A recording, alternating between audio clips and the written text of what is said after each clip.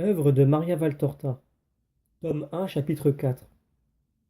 Joachim avait épousé la sagesse de Dieu, renfermée au cœur de la femme juste. Catéchèse du mercredi 23 août 1944. Jésus me dit, des justes sont toujours des sages. Amis de Dieu, ils vivent en sa compagnie, et lui les instruit. Lui, l'infinie sagesse. Mes grands-parents étaient justes et possédaient donc la sagesse. C'est avec vérité qu'ils pouvaient dire ce que dit le livre, quand ils chantent les louanges de la sagesse dans le livre qui porte son nom. Je l'ai aimée et recherchée depuis ma plus tendre jeunesse, et j'ai résolu de la prendre pour épouse. Anne d'Aaron était la femme courageuse dont parle notre aïeul, et Joachim, descendant du roi David, n'avait pas tant recherché la grâce et la richesse que la vertu. Anne possédait une grande vertu. En elle, toutes les vertus s'étaient rassemblées en un bouquet odorant pour former une réalité unique, la plus belle de toutes, la vertu.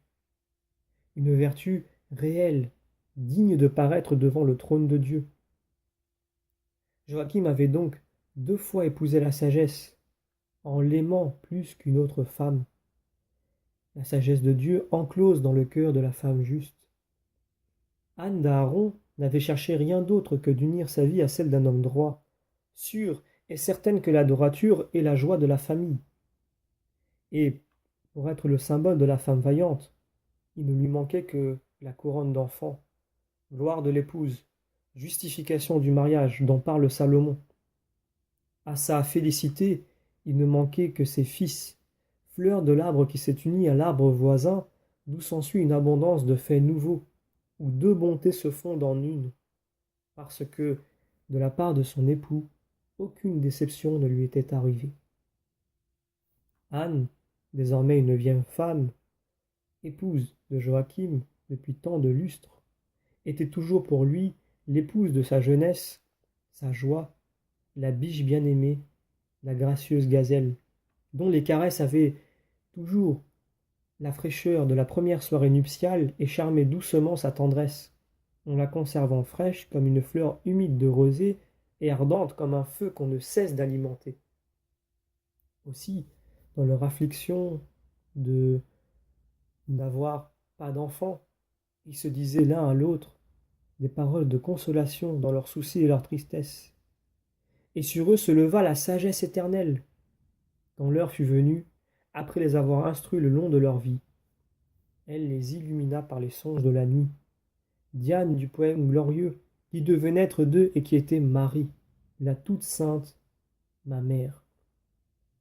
Si dans leur humilité, ils ne s'arrêtèrent pas à ce rêve, leur cœur pourtant trembla d'espoir à la première annonce de la promesse de Dieu. C'est déjà une certitude dans les paroles de Joachim. Espère, espère, nous vaincrons Dieu par la fidélité de notre amour. Ils rêvaient un fils, ils eurent la mère de Dieu. Les paroles du livre de la sagesse paraissent écrites pour eux. Par elles, j'acquerrai la gloire devant le peuple. Par elles, j'obtiendrai l'immortalité et laisserai un éternel souvenir de moi à ceux qui viendront après moi. Mais pour obtenir tout cela, il leur fallait acquérir la royauté d'une vertu véritable, immuable, qu'aucun événement ne saurait atteindre. Vertu de foi, vertu de charité, vertu d'espérance, vertu de chasteté. Chasteté des époux. Ils la possédèrent, car il n'est pas nécessaire d'être vierge pour être chaste. Les ménages chastes sont gardés par les anges, et d'eux descendent de bons fils, qui font de la vertu de leurs parents la règle de leur propre vie. Mais à présent, où sont-ils? Maintenant, on ne veut pas d'enfants, mais pour autant on ne veut pas de chasteté. Donc je vous dis que l'amour et le thalame sont profanés.